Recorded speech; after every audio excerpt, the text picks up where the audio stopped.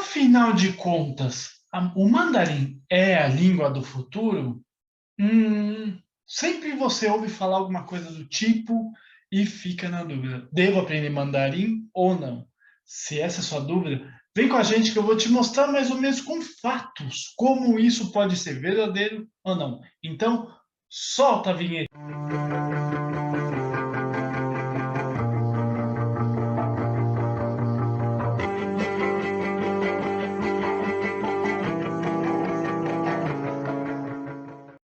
Marinheiros de primeira, viagem de comércio exterior, importadores e exportadores.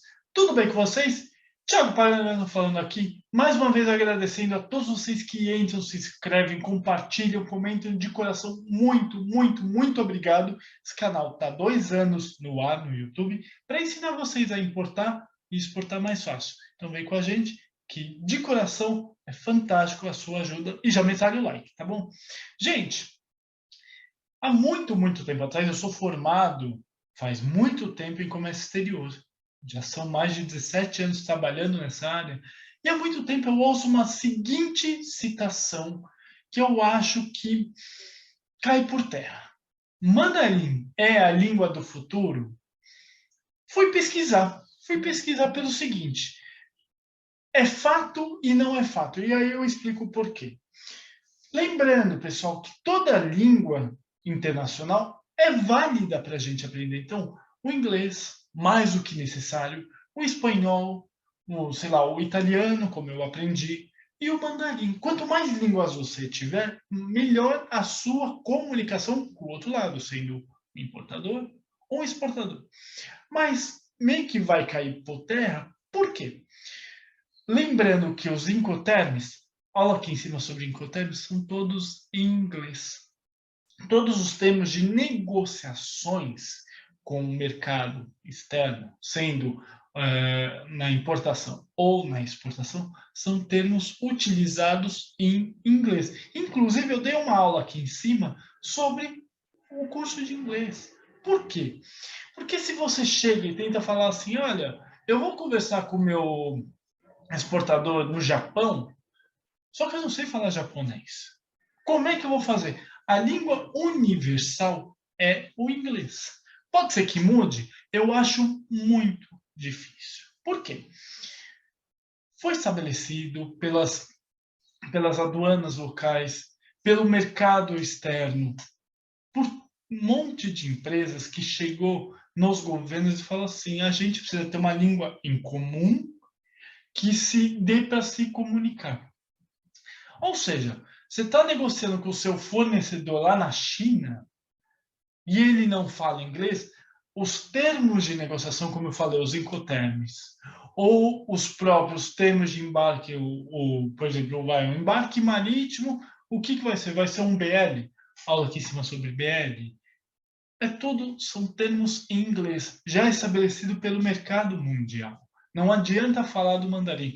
Ah, mas Thiago, a China vai dominar o mundo. A China vai dominar tudo. A China. Gente, vocês concordam comigo? E essa é uma aula muito diferente. Vocês concordam comigo que é muito diferente você mudar uma língua de negociação? Isso a gente fala em negociação mundial, de um inglês para um mandarim. Mas vamos pensar uma coisa. Nós temos países fortíssimos, como os próprios Estados Unidos, o Reino Unido, perdão, a Inglaterra. Nós temos países que já utilizam o inglês na sua formação. Ou seja, a criança que está na quinta, sexta, sétima série já tem o inglês como base para sua formação. Inclui o mandarim, fantástico, mas é uma língua a mais. Você vai ter que mudar todo a cultura mundial para isso. Então, mas a China está crescendo muito, está dominando o mundo, etc. E tal. Mas vocês concordam comigo que é muito difícil você ir e mudar toda a cultura mundial, sendo da formação até o final? Até no Japão, por exemplo, as crianças aprendem o inglês. Na Europa, as crianças aprendem o inglês. Nos Estados Unidos não precisa falar, no México, por exemplo. Aqui no Brasil, inclusive, tem escolas que ensinam inglês até, sei lá, começando na quinta série. Então, pessoal, é muito amplo você dizer que o mandarim vai dominar o mundo e vai ser a língua do futuro. Eu, particularmente, não concordo. Tudo bem, a China é o país que tem maior concentração de pessoas voltadas a negócios. Fato, isso é um fato consumado. Quando você chega e fala assim, eu quero importar de tal lugar, vamos à China, lá, fatalmente, você vai achar quase tudo você consegue encontrar na China.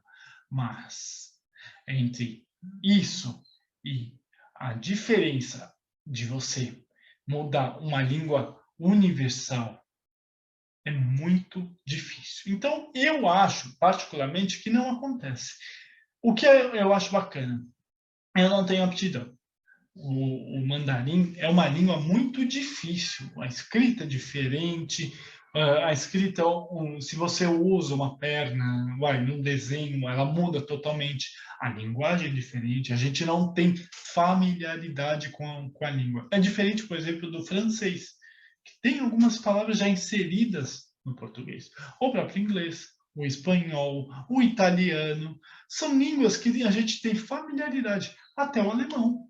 Sim, uma curiosidade, o inglês é uma língua de origem anglo-saxônica. Então, por exemplo, Guten Tag, bom dia, é a mesma coisa do Good Morning, entendeu? Ou mesmo Dank, que é obrigado, é a mesma coisa aproximada para o Thank, obrigado. Eu vou dar uma curiosidade para vocês. Sabe como é que é bêbado em alemão? Getränk. Como é em inglês? Drunken. Entendeu? Então, as proximidades são muito comuns, já que no português, por exemplo, vamos pegar uma abajur, que a gente tem na nossa casa. Abajur é uma palavra de origem francesa. Ou então, mórbido. Mórbido, na Itália, é outra coisa. Mórbido é macio. Aqui, mórbido é aquela coisa que está indo, não está bem, tá morrendo. Mas mórbido, na Itália, macio.